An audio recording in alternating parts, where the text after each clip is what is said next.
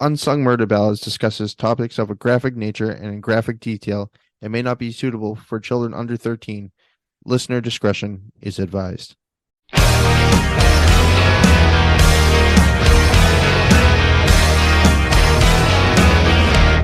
Hey everybody, welcome back to Unsung Murder Ballads. This is episode 49. I am Janus Dead. I'm Jameson Dead. And I'm Joyous Dead. Okay, so here we are. It's 2024. This is our second episode of 2024, but we recorded the first one actually a while back, and we've not been able to talk about that one for a while or reference it because we knew we were going to take the holidays off. So we apologize to everybody, but that was recorded out of sequence, but you didn't notice anyway, did you? How would All you right. know our secrets? We have It's so our many secrets it's our you dark don't know. magic. Yes. It's the fun of, I guess they say the Hollywood editing part, you know? Yeah, it's true. All right. So tonight, here we go. Have you ever heard the threat, "I'll beat you like a redheaded stepchild"? Yes. I have heard that. Yes, there are so many things wrong with that phrase. Yeah, it like makes me I like didn't even want to stop and think about what they mean by that, but it sounds really bad. Well, I actually gave it some thought, and it's difficult to know exactly where it began because there are the cultural insensitivities towards either the Irish or the Scottish, Mm-hmm. right? Because the redheaded part, which is typically where people of that hair color are from. Mm-hmm. So it's believed that this phrase was used due to an influx of Irish immigrants of the United States back in the 1800s. Interesting. Wow. Okay. Yeah. And the second horrible part of that phrase is part of the implication that someone would more severely beat a child that was not biologically their own. Yep, that fucking sucks. Exactly. With that in mind, what do you guys think is the worst reason to punish a child? The worst The reason? worst reason. Oh dear God. There's I don't know. Breathing? That's funny. I think in the end we would all agree that punishing a child is for something that is out of their control, like red hair, for example, is being probably one of the worst reasons you can do it. Yeah, that's fucked up. Children control so little. Exactly. And really beating a child is horrible regardless, but Always. when And you're it when doesn't you're teach a child punishing anything. them, when you're punishing them for something that is out of their control altogether is just ridiculous. Mm-hmm. So in this case, we're going to be talking about a child that was abused because her abusers thought she was ugly.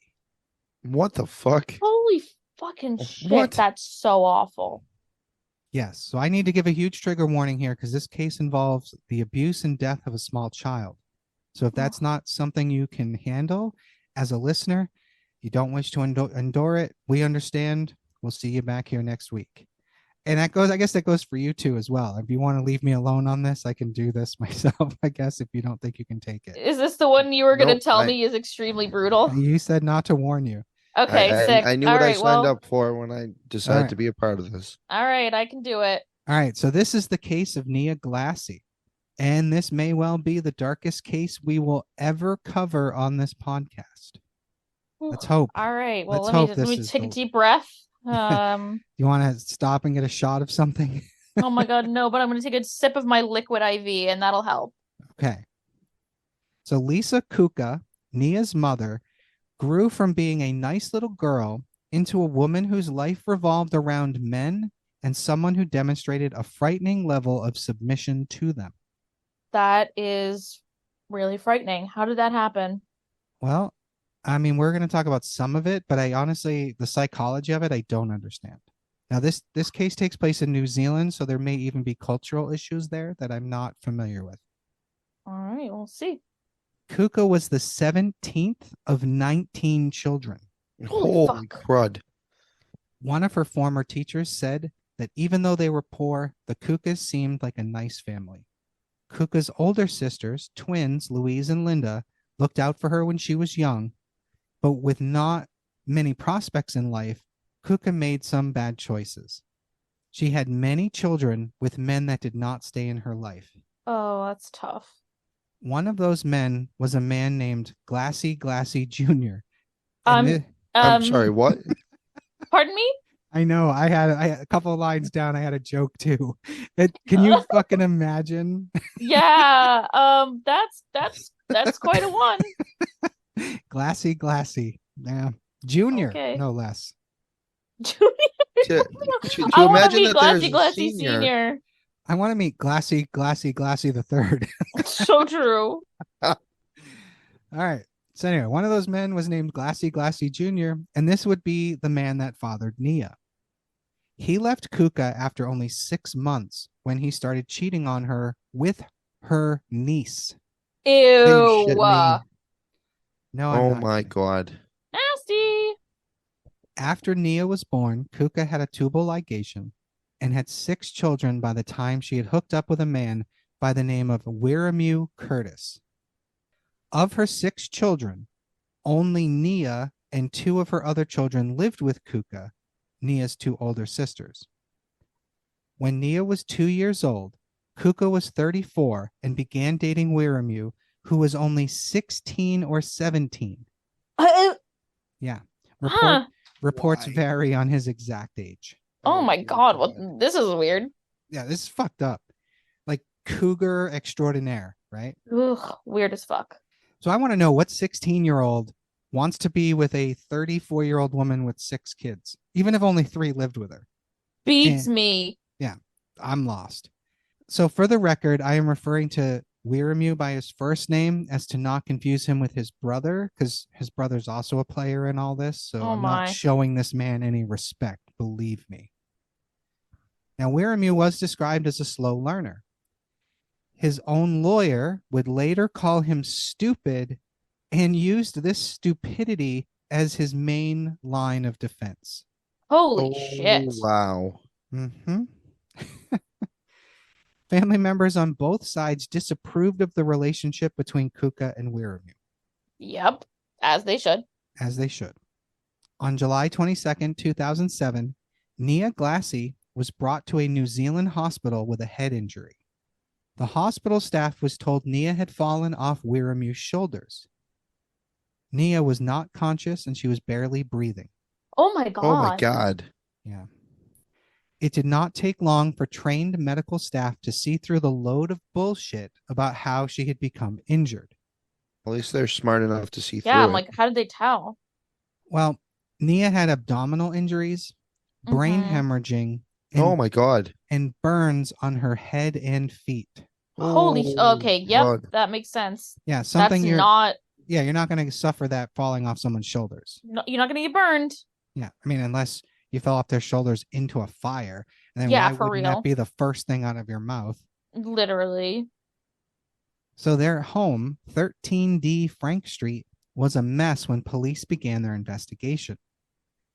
When police arrived to look at the crime scene, they found empty bottles littering the ground, and out the back of their small 3-bedroom house in this low-income neighborhood was a table with broken legs. Hmm. Inside the home, a bowl of half-eaten noodles was on the table. It was the messy aftermath of the 21st birthday party, which raged on Saturday afternoon and into the night with loud music playing. All the while, a battered, malnourished little girl lay dying. What? Oh my This God. being Nia. Oh No- my God. No one was paying attention to anything important. The witness accounts are shoddy at best, except for that of the children. Oh no. That's Now, the child witnesses in the trial of what happened to Nia probably told it best. Now, the children's identity were initially tried to be hidden by the courts, but it's pretty obvious that they're Kuko's other 2 children. mm-hmm. So what they had in court was hard to listen to. They did sometimes mix up what happened when, and sometimes they ran into incidents of abuse. They kind of mixed things together a little bit. Mm-hmm. But in the end, it didn't matter because once everything was told, it wasn't too hard to figure it all out. What came out loud and clear was the nature of the abuse that went on and on, usually when Nia's mother was at work, but sometimes when she was there. Oh, that's even fucked. worse. What was done to Nia was callous and violent, perpetrated by a group of people with no life ambitions who lived and partied together, who got high together, and who, for no reason, didn't like this little girl that they were supposed to be protecting. What the fuck? A group of... Ugh. Nia Marie Glassie was 3 years old. Holy shit. These monsters thought she was ugly. What? She's a fucking baby. She's adorable if you look at a picture of her, which we will post on our social media pages. What I am about to read is from the actual police and court recordings. One of the little girl witnesses said they were kicking her to the couch. Oh. Who? Wiremu and Michael. With what? With their feet. They kicked Nia in the head, and the girl pointed to the front of her head. How many times? Oh. Police asked. 3 times. Then what happened? She was falling asleep. How hard was the kick? As hard as a rock. Oh. And then Wiremu put her to bed. Yeah. How... Oh my God. How old is this child that's testifying? Older, but it's unclear because the court tried to buckle that down. So, Right, yeah. Yeah. So sometimes Nia would bleed, but they didn't care about that. They just kept smashing her, the girl said. Oh my God. They put her in the corner and they kick her to the wall and she gets bumps on her head. The worst thing in this child's mind was when Michael Curtis, Wiremu's brother, lifted Nia to the ceiling by her neck and her hips. And when she touched the ceiling, he let her go, dropping her to the floor. Oh my God. This interview and that of another child was recorded while Nia was alive, though barely so. She was in the hospital and on a ventilator. Oh my God. Her brain injury had been left untreated for 36 hours. Oh my Oh God. God. And was so severe that parts of her brain tissue had already died by the time she got to the hospital. Oh my Holy crud. God. Another one of the children tells of how they hung Nia on a clothesline and spun her as fast as they could. The What little the girl's fuck? voice is soft and shy as she told them this next part. They also put her in a dryer. Oh my... Oh. The dryer was brought into the courtroom during the trial. No. A Simpson brand dryer with a small round door about 11 inches or so in diameter. Oh. Yeah. Next to it, a pink t-shirt with the words Miss Cutie, which is the t-shirt Nia was wearing when she was eventually taken to the hospital. Oh. At this point, a woman asked the girl, "Who did this?" The girl answered, "Wiremu and Michael Curtis, but it was Michael Pearson's idea." This is another Michael involved. She said that she told Michael Pearson not to do it. "Why did you say this?" asked the woman. "Because she's just a little kid," says the girl. Oh. Michael Pearson told that girl to shut up. The court listened in appalled silence. Oh my God. The defendants, however, didn't look appalled at all. They looked bored. What the fuck? That's just cold. Wow. Though sometimes in the court, these two defendants laughed and whispered, and often they tried to stare down the reporters covering their trial. What the fuck? It was hard to read their stares, but certainly there was a challenge in those blank eyes. That's a direct quote from a reporter. Even in the court, everyone was kind of laughing at them, though, from their lame attempts at trying to be menacing. Oh God. What is that? So they thought they were tougher Right. than they actually were. Yeah, I'm sure. They're teenagers. Oh my God. I think the older one, was his 21st birthday, and the other one was only 16 or 17. Holy... Yeah. That's what you want to do on your fucking 21st birthday? Well, that all didn't happen in just one day. Oh, okay. Okay. Yeah. Okay, so that was their lame attempts at being menacing, and then that was until they listened to each other's statements as they told police what had happened, and they were real quick to start blaming each other. Hmm. Oh, how the tables have turned. And that's when things got so crazy that the court had to actually separate them and put Holy guards in between them. Holy shit. Yeah. Oh, it all falls apart real quick. So then the woman interviewer asked the second girl more about the clothes dryer. She said, "You turn it up right," replies the girl, "and it gets hotter, then it dries out your clothes." She said they put Nia in the dryer like a ball. They turned on the switch, the one with lots of numbers on it, up too high, and Nia kicked the door open, but they just pushed her back in. Oh my God. They were laughing, but this little girl didn't think it was funny. They left Oh, Nia in the dryer on a high setting, and when they finally let her out, she was unconscious and her whole body was extremely hot. oh my God. That is horrifying. I'm surprised that didn't kill her. Yeah. I'm No. I, surprised too. Then these Fuck. idiots put her in a cold bath to revive oh her. no. No. Oh, Yeah, 3 years old. where are you Oh even my like what kind God. of fucking evil sick mind can even come up with that? I have no answer for you. Clearly, these fuckheads. Another time, Nia was screaming. The little girl says. So they put her on the clothesline. We're going back to that. And they spun her as fast as they could until she fell off. So then the court in person interviewing her at the court asked how many times she fell off. And she said 3 times on her head. Oh my God. A neighbor witnessed the clothesline incident, and later, when they heard about Nia's death, they felt extremely guilty for not having reported what they saw. Yeah, I fucking Yeah. bet. Why wouldn't you say anything? How could you see something like that and not fucking report it? I don't know, but we hear that a lot into cases like this. That's true. We do. Yeah, I mean Sylvia Likens, Vera Joe. It happens so many times. Yeah. Junko Furuta. Mm-hmm. The clothesline and the dryers were on different days, and they were not what killed Nia. It was the kicks to her head that killed her. But the little girl also told stories of how they shoved Nia into a sand pit and they would throw basketballs at her. Oh my God. But they would take down her jeans and her underpants and they would push her into the sand pit on her bottom.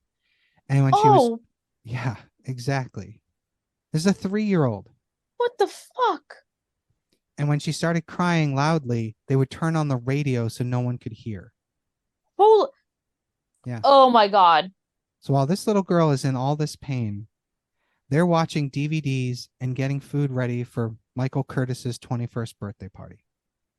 What the fuck? Yeah. Do they have the death penalty in New Zealand? No. Fuck. So when Lisa Kuka, Nia's mother, came home from work, she and this little girl went out, leaving she and her other little girl, the one being interviewed, went out, leaving the Curtis brothers, Nia, and the other little girl in the house. What the fuck is wrong with she didn't see her child? She didn't pay any attention, or she didn't care. It's tough to say. What kind of fucking monster? Jesus Christ. Nia was all right when they left, but when they came back, she was, quote, floppy and wouldn't wake up, unquote. Oh, Now, on Saturday, Kuka never bothered to look in on Nia, focusing more on the birthday party. fucking cunt.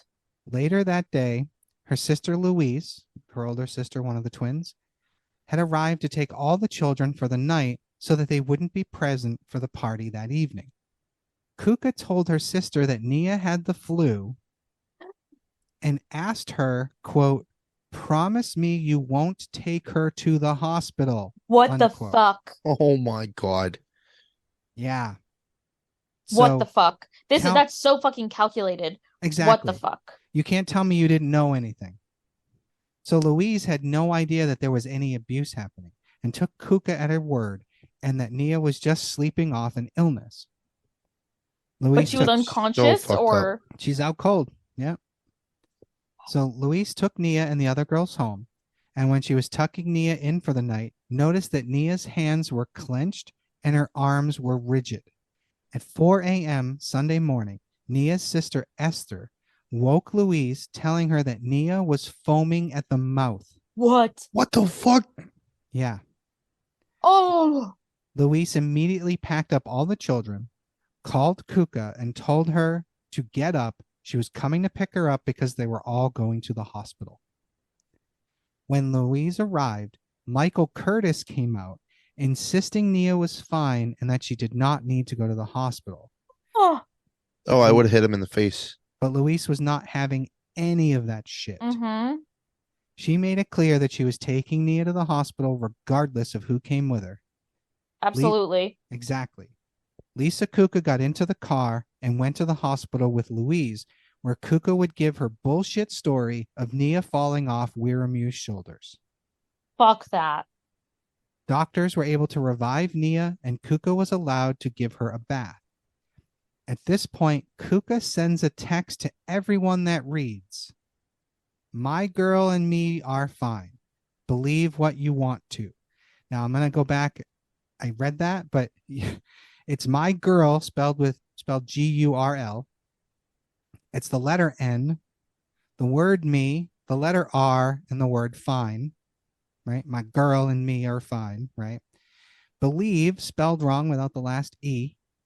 What is spelled WOT, U being the letter U, want, and the number 2. So my girl and me are fine. Believe what you want to. I don't know about Oh my you, God. but that's not how I text when I have someone in the hospital. Yeah, Definitely absolutely the not. fuck not. Yeah. No. Holy crap. Yeah. Very, I don't even know. Red flag. Not even close to inappropriate. Yeah, that's fucking insane. Afterwards, Nia slipped back into a coma and Kuka went out clubbing. Fuck. Holy Oh my shit. God. Really? Yep. Oh my God. What a fucking monster. I can't even fathom that.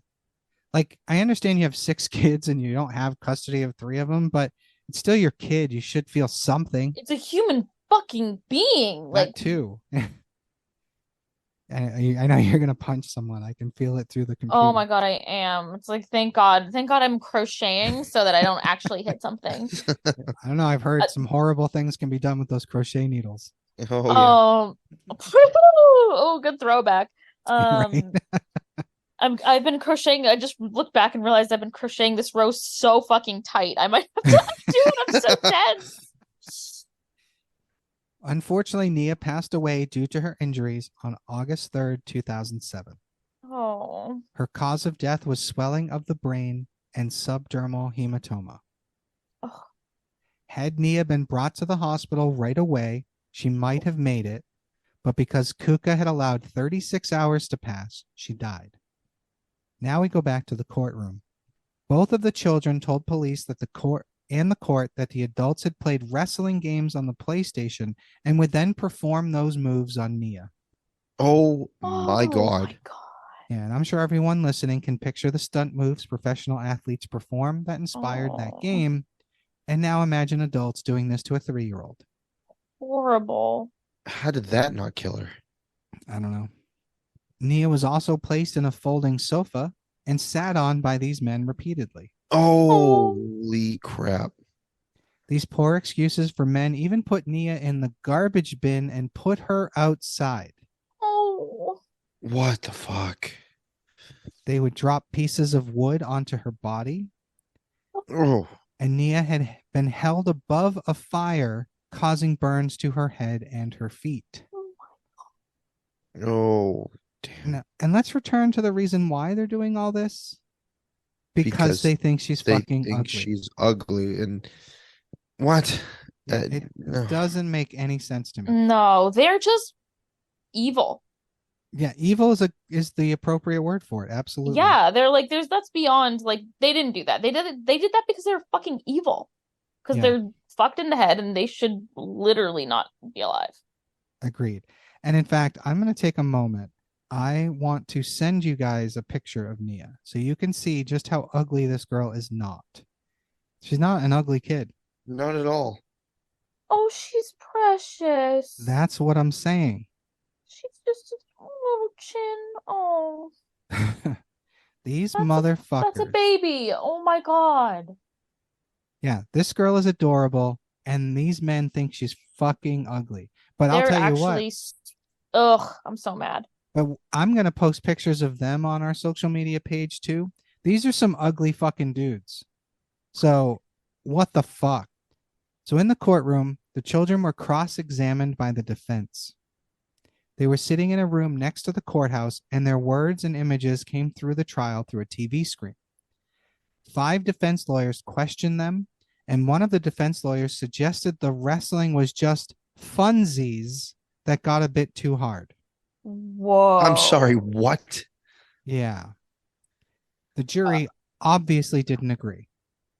I would hope not. In that home, Nia was a second-class citizen. Was not a human being, I think is what I would say. No, you know what? You're 100% right. When Nia's crying didn't make them angry and bring about another beating, they seemed to take pleasure in the girl's crying. One of the defendants described how Nia would sometimes whimper instead of crying because she knew if she cried, something worse might happen to her. Oh my God. Yeah. In New Zealand's long list of child abuse cases, children are often killed when a caregiver snaps in anger. Nia's case was different. These men did this out of a sick sense of joy, or maybe because they just thought they could. Literally fucking nuts. A police officer described it as a pack mentality. One would do something bad, so another would do something else. The abuse became normalized, and it escalated. Oh. They did say the brothers didn't play sports or work, and that basically their free time was spent drinking booze and doing drugs. So they didn't have much money, so they were home a lot, and they had to find ways to entertain themselves. And every day in court, everyone had to listen to a new horror unfold as they learned about all the things they did to this little girl. Oh. Jurors would stare at the defendants in complete disbelief. Lisa Kuka, Nia's mother, received plenty of those stares. I'm sure Well, she is cuckoo, so I mean, yeah, she is cuckoo, that fed. Yeah. She knew at least some of what was happening to her daughter, but did nothing to stop it. Not even when Nia wouldn't wake up when she could have been saved. In court, Kuka admitted that she loved Wiramu and that her loyalty was to him. Ooh. Oh my God. Mm-hmm. Whatever it was that she saw in him, she was content to entrust the care of her daughter to someone who couldn't have been more woefully inadequate. That is not okay. Now, in testimony, Wiramu blamed his brother Michael and Michael's girlfriend, a woman named Oriwa Kemp, for what happened to Nia. Of course, because it's everybody else's fault but his. Always. Now, Michael was visibly angry at what he heard, and when the court left for a break, his fists were clenched. And this is, of course, when they had to be separated and so forth and so on. Now, Michael was stone-faced, and Wiramu kept jerking his knees, like slouched and squinted. Like you could see them getting more agitated as the trial went on. Oh my God. Yeah. The next day, some of Michael's fingers were bandaged because he was punching walls in his cell. Oh, damn. Yeah, these guys don't know how to control themselves. They're terrifying. Again, this long list of abuses that they perpetrated against Nia were detailed in the court. He and Michael had come from a very long-established Rotorua family. Actor Cliff Curtis, who's famous for his role in a film called Once Were Warriors, is a cousin of their father. Huh. Now, Once Were Warriors is actually a really good movie out of New Zealand that has the guy who played Jango Fett in that movie, which is the reason I saw So naturally you've seen it. I was like, Yeah, why of have you course. seen that? Oh, that's why. Yeah, it's got Jango Fett in it. Now Boba Fett as well, I guess, because he's playing him too. So their father faces his own allegations because he was accused of abusing Nia as well. He is said to have put a scarf around her neck until she went purple, which he denies. Holy shit. Ooh. And Michael I can't believe you keep saying more things. I can't believe there's this many things and it's not over yet. We're almost there, but yeah, I hope I don't remember the order of this, but I don't think you're going to get too much worse in terms of what they did to this little girl. It's hard to imagine anything worse. I don't think there's anything worse than what they did to this little girl. No. So Michael was said in court to have been abusive to his girlfriend, Orwea. When Wiramu got together with a woman old enough to be his mother, William says he freaked out. This is their father. Mm-hmm. He said that Wiramu wasn't ready to raise kids. He had a life out in the world. And he believes that getting together with Lisa Kuka was going to destroy his life, which in the end it did, but I don't think that was her fault. Yeah. So in court, when Wiremu was blaming Michael, the father would mutter things like, "This is bullshit," kind of Oh showing my, that Michael was his favorite. oh my God. Yeah. In court, Michael was painted as the ringleader who looked after his brother, though police claimed it was more like bullying.